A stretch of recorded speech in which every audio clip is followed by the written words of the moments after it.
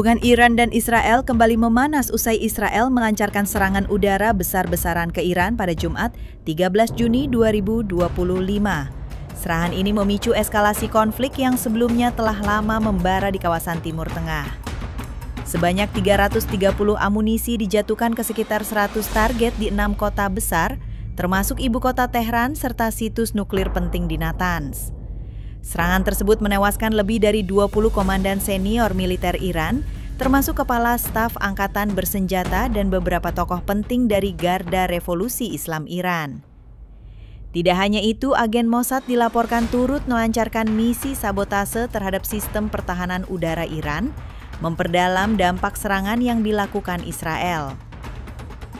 Bandara militer Iran di Tabriz dan kota suci juga menjadi sasaran serangan lanjutan oleh jet-jet tempur Israel. Utusan Iran untuk Perserikatan Bangsa-Bangsa PBB melaporkan bahwa sedikitnya 78 orang tewas dan lebih dari 320 lainnya luka-luka, sebagian besar diantaranya adalah warga sipil. Sebagai balasan, Iran meluncurkan sekitar 100 drone ke wilayah Israel yang memicu serangkaian ledakan di langit Tel Aviv. Namun seperti yang telah kita ketahui, ini bukan pertama kalinya kedua negara tersebut terlibat dalam perang terbuka. Sebelumnya, pada Selasa 1 Oktober 2024, Iran telah meluncurkan sekitar 180 rudal ke wilayah Israel. Serangan ini menambah panjang daftar ketegangan yang telah berlangsung bertahun-tahun antara kedua negara tersebut. Namun, di balik permusuhan yang semakin intens ini, ada kisah lama yang menarik. Hubungan dekat antara Iran dan Israel sebelum terjadinya pada revolusi Islam di Iran pada tahun 1979. Meskipun saat ini kedua negara saling bermusuhan, mereka pernah menjadi sekutu yang erat pada masa lalu. Sebelum revolusi yang menggulingkan kekuasaan Shah Mohammad Reza Pahlavi, Iran dan Israel memiliki hubungan diplomatik yang sangat baik. Bahkan, Iran adalah salah satu negara pertama yang mengakui berdirinya negara Israel pada tahun 1948. Israel memandang Iran sebagai sekutu penting untuk menghadapi ancaman dari negara-negara Arab, dan hubungan ini semakin erat setelah kedua negara sepakat untuk bekerja sama dalam berbagai bidang. Reza Pahlavi yang pro-Barat melihat hubungan dengan Israel sebagai langkah penting untuk memperkuat posisi Iran di kancah internasional, terutama dalam hal ekonomi. Pada tahun 1960-an, Iran mendapatkan berbagai proyek menguntungkan hasil kerjasama dengan Israel dan Amerika Serikat yang berkontribusi pada kemajuan ekonomi negara tersebut. Iran juga mendapati keuntungan dari proyek-proyek yang melibatkan teknologi pertanian dan pelatihan militer dengan bantuan Israel. Bahkan, ketika Irak dianggap sebagai ancaman bersama, Iran dan Israel bekerja sama untuk mendukung gerakan Kurdi yang memberontak di Irak. Israel juga pernah melatih tentara Iran dan membantu membangun angkatan bersenjata Iran. Sementara Iran membayar semua itu dengan pasokan minyak yang sangat dibutuhkan Israel. Pada masa itu, Iran juga memiliki komunitas Yahudi terbesar kedua di luar Israel setelah Amerika Serikat. Meskipun setelah revolusi Islam, sebagian besar orang Yahudi meninggalkan Iran, hingga kini masih ada sekitar 20.000 orang Yahudi yang tinggal di negara tersebut.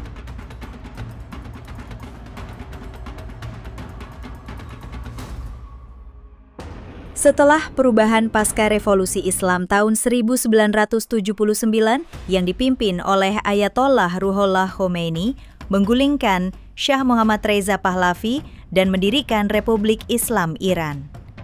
Khomeini, yang sangat menentang imperialisme Amerika Serikat dan sekutunya, termasuk Israel, memutuskan hubungan diplomatik dengan negara Yahudi tersebut. Di bawah rezim baru Iran, tidak hanya hubungan diplomatik yang diputuskan, tetapi juga paspor warga negara Israel tidak diakui dan kedutaan besar Israel di Teheran disita untuk diserahkan kepada Organisasi Pembebasan Palestina atau PLO. Permusuhan terhadap Israel menjadi salah satu pilar utama kebijakan luar negeri Iran yang baru, karena banyak pemimpin Iran pada waktu itu terinspirasi oleh perjuangan kelompok Palestina melawan Israel. Ali Faez, Direktur Program Iran di Lembaga Kajian International Crisis Group, mengatakan bahwa Iran sejak itu berusaha memproyeksikan dirinya sebagai kekuatan pan-Islam yang mendukung perjuangan Palestina. Khomeini dan para pemimpin Iran lainnya sering mengkritik kebijakan Israel terhadap Palestina dan memperkuat retorika anti-Israel untuk mendapatkan dukungan dari negara-negara Arab. Bahkan, Iran mengirimkan pasukan Garda Revolusinya ke Beirut, Lebanon, untuk mendukung kelompok-kelompok yang melawan Israel. Sejak saat itu, hubungan Iran-Israel semakin buruk. Iran menganggap Israel sebagai musuh utama dalam perjuangan membebaskan Palestina, sementara Israel melihat Iran sebagai ancaman serius terhadap eksistensinya di kawasan tersebut. Konflik ini terus berlanjut dan semakin kompleks dengan terlibatnya berbagai negara besar, termasuk Amerika Serikat.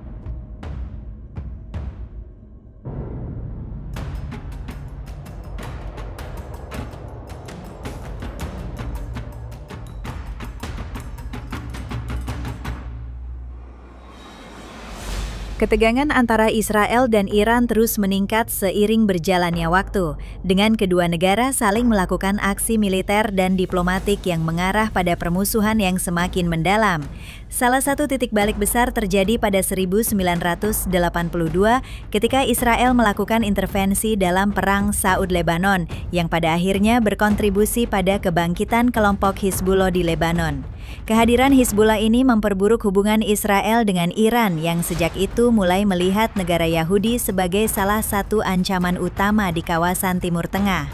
Permusuhan antara Iran dan Israel yang dulunya hanya berbicara lewat retorika kini berubah menjadi aksi nyata. Israel tidak hanya melakukan serangan terhadap program nuklir Iran, tetapi juga melancarkan berbagai sabotase terhadap fasilitas-fasilitas yang terkait dengan pengembangan senjata nuklir Iran. Sementara itu, ketegangan ini semakin memanas dengan keterlibatan Iran dalam konflik yang melibatkan kelompok Hamas yang telah lama mendapatkan dukungan kuat dari Teheran. Pada 7 Oktober 2023, Hamas meluncurkan serangan besar-besaran terhadap Israel yang menyebabkan lebih dari 100 orang tewas di Israel dan lebih dari 240 orang terluka. Pemimpin Iran saat itu memuji serangan ini sebagai gempa bumi yang menghancurkan bagi Israel. Meski demikian, pemimpin tertinggi Iran Ayatollah Ali Khamenei membantah bahwa Iran terlibat langsung dalam serangan tersebut. Namun meskipun pembantahan ini terus diulang, Iran tetap dikaitkan dengan Hamas karena hubungan dekat dan dukungan tak tergoyahkan Iran terhadap poros perlawanan yang melawan Israel dan pengaruh Amerika Serikat di Timur Tengah. Poros perlawanan ini mencakup kelompok-kelompok seperti Hamas, Hizbullah Lebanon, kelompok bersenjata di Irak, serta Houthi di Yaman.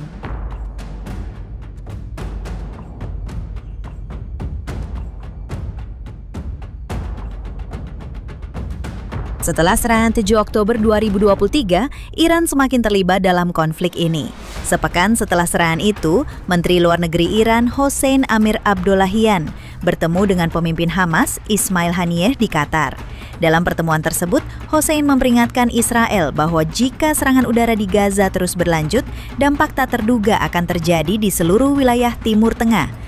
Ketegangan yang semakin meningkat ini menyebabkan sejumlah peristiwa tragis yang memperburuk hubungan Iran dan Israel lebih jauh. Hubungan Iran dan Israel semakin mencapai titik didih setelah serangkaian serangan yang menewaskan sejumlah pemimpin penting dari kelompok-kelompok yang didukung oleh Iran. Pada 30 Juli 2024, pemimpin Hamas Ismail Haniyeh tewas dalam serangan rudal Israel yang menghantam kediamannya di Teheran. Haniyeh yang hadir di Iran untuk menghadiri upacara pelantikan Presiden Iran yang baru tewas dalam serangan yang terjadi sekitar pukul 2 pagi waktu setempat. Kematian Haniyeh ini terjadi hanya beberapa jam setelah Israel mengklaim telah membunuh komandan militer Hizbullah, Fuad Shurur, yang dianggap bertanggung jawab atas serangan roket ke dataran tinggi Golan yang dikuasai Israel pada 27 Juli 2024. Israel terus melanjutkan aksi militernya dengan memburu pemimpin Hizbullah di Lebanon, Hassan Nasrallah. Nasrallah yang dianggap sebagai salah satu tokoh penting dalam poros perlawanan yang didukung Iran, dilaporkan tewas pada 27 September 2024. Kematian Nasrallah menandai puncak ketegangan yang terus berlanjut antara Iran dan Israel, dan situasi ini semakin memburuk dengan meningkatnya serangan balasan dari kedua belah pihak.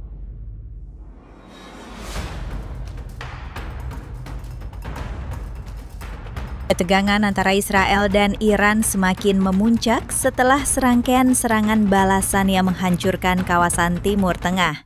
Pada 1 Oktober 2024, setelah serangan udara Israel yang menargetkan basis Hizbullah di selatan ibu kota Lebanon, Beirut, situasi semakin memanas. Serangan tersebut mengarah pada tewasnya beberapa tokoh penting, termasuk pemimpin Hizbullah Hassan Nasrallah yang sudah memimpin kelompok tersebut selama lebih dari 3 dekade. Nasrallah dikenal sebagai seorang ahli strategi ulung yang telah memperkuat posisi Hizbullah sebagai salah satu kekuatan utama dalam perlawanan terhadap Israel di kawasan tersebut. Serangan Israel tidak hanya menargetkan Hizbullah. Salah satu korban dari serangan ini adalah Brigadir Jenderal Abbas Nilforousan, seorang komandan senior Garda Revolusi Iran yang tewas di Beirut. Kematian Nilforousan ini semakin memperburuk hubungan Iran dengan Israel, dan Iran langsung memberikan respon keras. Sebagai bentuk pembalasan terhadap serangan-serangan yang mengakibatkan tewasnya tokoh-tokoh penting seperti Nasrallah dan Nilforousan, Iran meluncurkan sedikitnya 180 rudal ke wilayah Israel pada 1 Oktober 2024. Serangan rudal ini menjadi yang terbaru dalam rangkaian eskalasi ketegangan yang sudah berlangsung selama bertahun-tahun antara kedua negara tersebut. Rudal-rudal Iran menghantam beberapa wilayah di Israel dengan kota-kota seperti Hud Hazaron dan Tel Aviv di bagian utara Israel mengalami kerusakan parah, termasuk lebih dari 100 rumah yang hancur akibat ledakan. Namun menurut Perdana Menteri Israel Benjamin Netanyahu, serangan rudal Iran tersebut berhasil digagalkan berkat sistem pertahanan udara Israel yang sangat canggih seperti Iron Dome dan sistem peringatan dini lainnya yang memberikan Israel keunggulan dalam mempertahankan diri dari serangan rudal.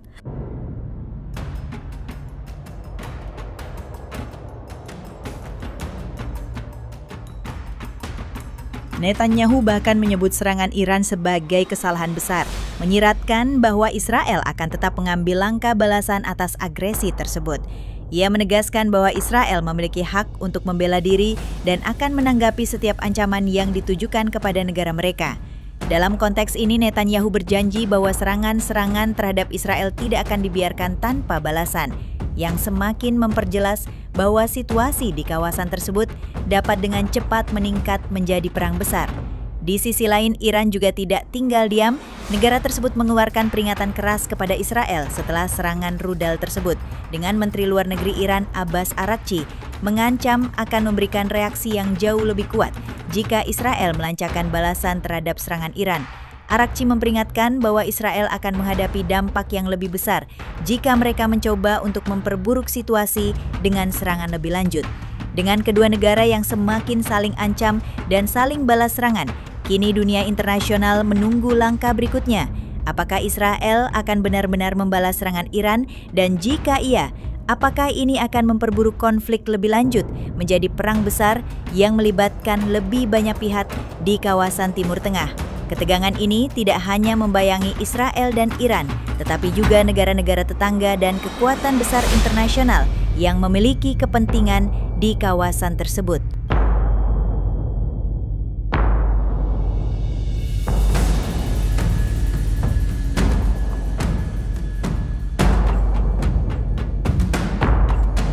Perkembangan ketegangan ini jelas menunjukkan bahwa situasi di Timur Tengah semakin memburuk, dan dunia harus waspada terhadap potensi eskalasi yang bisa terjadi dalam waktu dekat.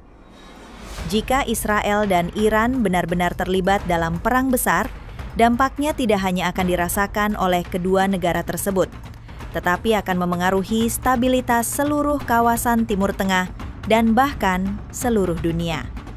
Wallahu alam bisawaf, semoga tayangan ini bisa bermanfaat dan menginspirasi bagi kita semua. Mohon maaf jika ada kesalahan dalam segala ucapan. Wassalamualaikum warahmatullahi wabarakatuh.